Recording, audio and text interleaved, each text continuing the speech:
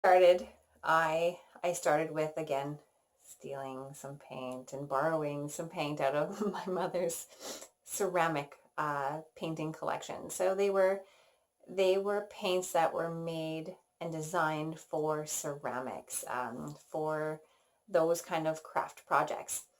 The binder is very different. The pigment is very different. And that's where I started with. I found some really interesting things happen when I played around with adding water and the separation that happened with those paints. But it never gave me the color that I so love achieving now in my artwork.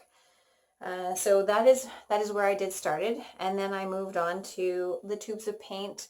Some of the ones that I know, often if Michael's is the closest store, they will have, if you can, those independent art supply stores are great. They have some really good stuff. I know Artist Loft is available here. Liquitex is available. Golden is available. So I'm going to kind of start on the beginner end and work up. So Liquitex was one of the brands I started with. Liquitex Basics is a great beginning brand. And then I moved on to the Professional series and the Heavy Body.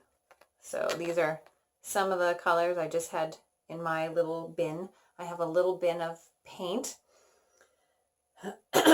These are heavy body. They're high pigmented. They're a thicker, not even creamy, like a pasty paint. A small amount goes a long way. So it's great when you're thinking that way. They have beautiful colors, amazing colors. Another one that I carry in my art studio is the Museum brand from Heinz Jordan. It comes in tubes. I go jars because it's a better amount for a better dollar. And I find it's really nice to be able to get the paint out of the jars, and you have way less waste. I struggle with the tubes. I always cut them open and scrape every last little bit out because that's what you need your paint. You really do. With the jars, I always say, like, be very careful with contamination.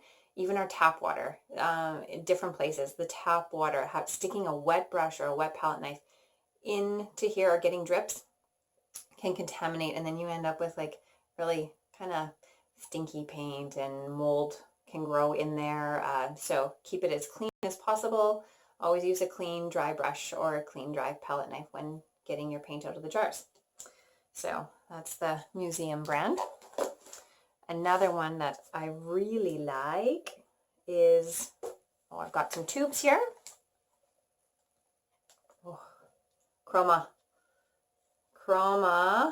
paint is not available in stores, but you can order it online, and it is made in BC, made and packaged on the beautiful Vancouver Island.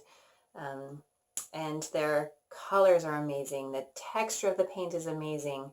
The finish on the paint, it has a beautiful sheen and gloss to it. So it is one of the many paints that I have quite a few of in big jars. I also order big jars of it and have that in my bin. And another one, really good for color, is Amsterdam. I know that's available here.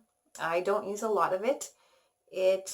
This is a metallic, so it actually will dry with some metallic finish, but I find the other colors are very matte, a matte finish, which doesn't work with the rest of my colors unless I'm mixing something with it or using it as an under layer. to work on top of. So that's another brand, and great for starting out.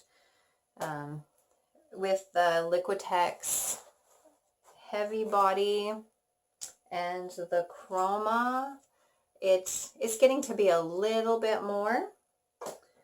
And then the last one, it probably takes up the majority of my, well, Chroma and Golden take up, 50-50 in my paint bin, but Golden is the other one I use.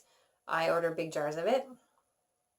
Certain colors I use quite a lot of, and colors is a whole nother thing to get into with paint. And this is the fluid. The fluid I use quite a lot of because I love layers and I love the transparency of them.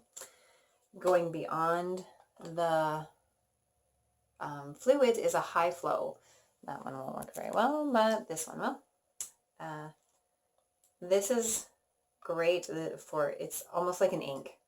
And so it's acrylic paint that is very thinned out. There's a little ball bearing in there to help mix up your colors. Shake them really good before use, and you've got these for dripping, for doing washes over top of other colors. So yeah, that's what I have in my paint arsenal ready to go. I often use them or leave them all laying out on my floor. If you saw my little home working space for my creativity, they're all right there, just ready for me to go. It's a space that I don't really let my kids into unless they're sitting beside me and doing some art too. But all the toy trucks and all the toy cars have to stay outside. But there, hopefully that helps you or gives you some new things to try and to experiment and to play with. Have fun.